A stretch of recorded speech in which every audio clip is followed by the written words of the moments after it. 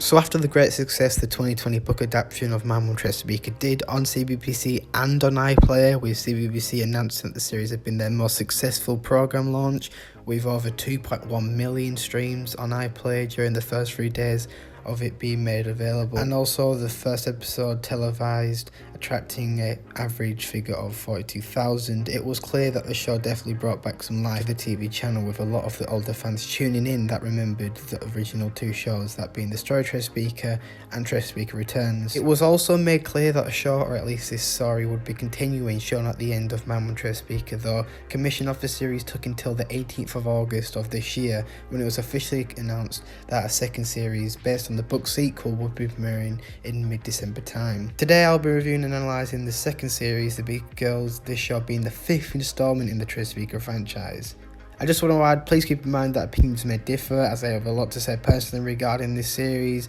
but whether it's good or bad, I'm absolutely astonished that a franchise like the Tracy Beaker series is still going on and thriving, with it being the longest and oldest franchise, at least thanks to the shows that have and that are still airing on the CBBC channel. And that I'm also so thankful and happy that the older cast like Danny Harmer, Lisa Coleman and Montana Thompson were all still up for reprising these roles they've been playing for so long. So the format itself was a lot better. The stories did all have time to breathe thanks to the series being bumped from 3 to 6 thanks to looser COVID restrictions from filming. The matter is though is how much we spent on these stories and certain characters. The tone of this series I feel like was a nice switch, as I feel like the tone of nostalgia that made the first series so successful wasn't always going to last forever, and the series needed to be something else that wasn't just "you get this reference, you get these characters." I do commend the show for stepping the main focus a little bit away from Tracy and aiming it more with Jess, more so than in My Mum Tracy Beaker, and Emma Maggie Davis's performance as Jess Beaker was great again. But my problems really reside with the fact it's called The Beaker Girls, yet Jess and Tracy at times do seem a little less closer than the last series made them out to be, and their bickerings between the two was quite painful to watch, especially when their arguments were down to this one character. One character that unfortunately didn't make me overall enjoy this series.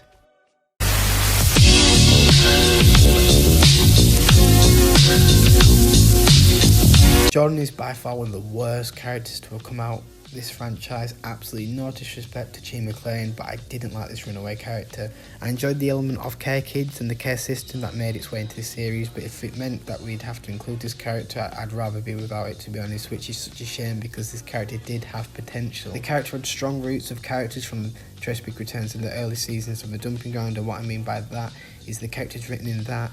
had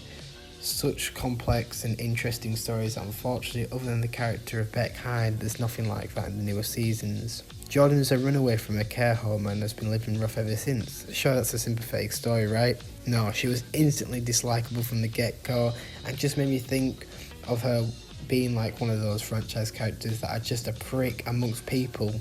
and then are written as redeemable when the series wraps up. And to add, the writers do that, and yet I still feel nothing from it. Like, sure, if you want to explore the trauma this character would have had being on the streets, then fair enough. I thought myself that when Jess caught her drinking in episode 3, that'd be a nice lead into some explanation to her background, but there just wasn't. It's just showing mature topics and having no weight. I also found it a little uncomfortable with this obvious age difference between Jess and Jordan, especially when Jordan intimidated and essentially manipulated Jess and her naivety into stealing some food from Tracy's shop. And even when Jess steals from her and feels absolutely shit about it, she isn't remotely grateful for any of Jess's help, and is anything, making the established close dynamic between Jess and Tracy really problematic. Now, there's one massive thing I have to bring up that I found really frustrating, especially when there was no explanation to this, and it was the homophobic remark Jordan said to Cam and Mary in episode 3. It's not like the character's a child and doesn't know what she's saying, she's at least 15 or 16. Like, that scene again could have been a lead into a backstory about Jordan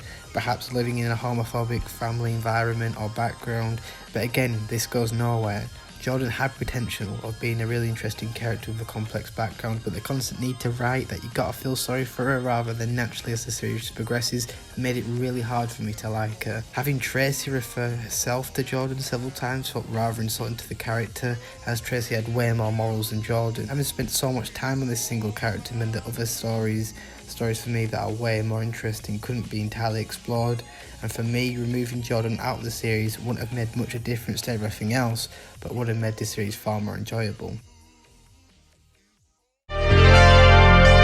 I think it would have been so sweet to see a little story between Cam and Mary as they settle into married life, as those two are so great together.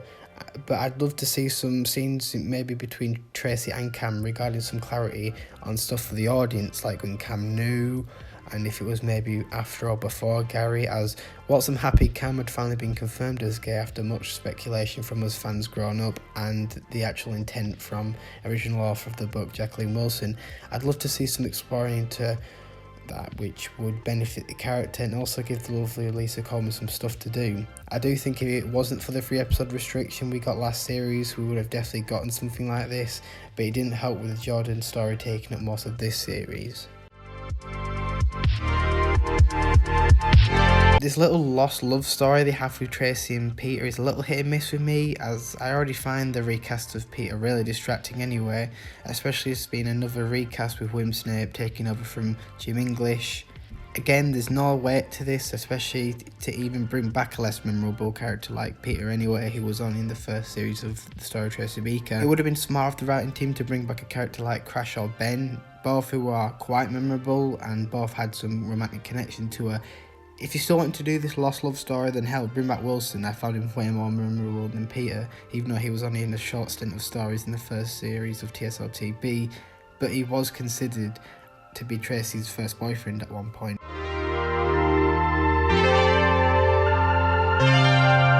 I really like this story that they had for Jess, as I just assumed they was going to leave Jess's dad out of it, but no, and I love that they explored further into Tracy and heartbreak with a scene that I found to be one of the best in the series, and that's when Jess was quite indecisive whether she wanted to meet Simon after all the hurt he had left with Tracy, and it's rather interesting that Cam brings up how much Tracy can be so emotionally invested in a relationship like she was with Sean and Simon, and how badly she received the breakup with Simon, even worse so than she did with Sean. Whilst I'm happy with what they did with the character of Simon, making him a man that made his mistakes and is very remorseful for that, I would have loved, since it's only slightly indicated of how the relationship went toxic with the two arguing and Simon initially not being able to step up as a dad, I would have loved to see them delve further into the two's relationship, and that whilst Tracy had eventually become civil with Simon for Jess, I would have loved to see them further explore what he had done to her, and if a third series was to be commissioned, I'd be all for scenes between the two. I also could honestly relate so much to Jess in this weird experience of meeting a dad, only to find that she also has brothers and sisters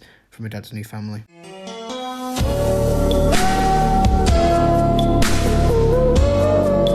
Justine Littlewood absolutely made this series for me, and I love that she had little screen time to the rest, yet she had the more enjoyable story. Going back to my own review on My Mum Tracy Beaker, I had said that the writers were most likely going to lead Justine to an infertility storyline, and I was wrong, but we got something way better instead. You see, Justine has been struggling probably since before My Mum Tracy Beaker, and while she has the best lifestyle, she has been still struggling mentally. It's explored brilliantly with a storyline of which she's been struggling seeing her dad Steve, a side character shown throughout the story of Tracy Beaker, decline because of dementia that has worsened over time. She doesn't know where to turn to, and I love that we got such loving support from Tracy, and that it seems like the two have settled their differences, and it kind of just signifies the way the two shows of My Mum Tracy Beaker and the Beaker Girls are very different in tone despite having similar concepts. I wasn't too fond of Sean Godfrey, but he has grown on me, and I think that's down to the sweet chemistry that's shown between him and Tyrone and how sweet of a father and son bond they have together. We can see that he hasn't entirely changed with wealth and fame, although that's shown as something that's always going to be there and something he can't change. Even it's shown to be quite irritable to him at times. Sean does have a bit to go as a character to have fully redeemed himself, especially what he did to Tracy and then Justine, but I feel like if the show was to return with a third series, him stepping up for Justine to support her and her baby would be exactly the way to do it.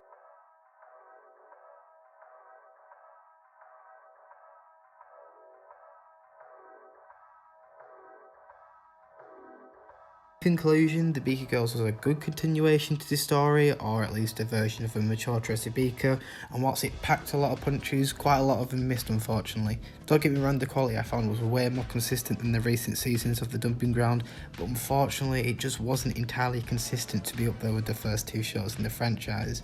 I'm currently in the works of finishing a lengthy video to come out next month to celebrate 20 years of the Beaker franchise, so if anyone's watching this and is interested, then please stick around. Thanks for watching and Merry Christmas.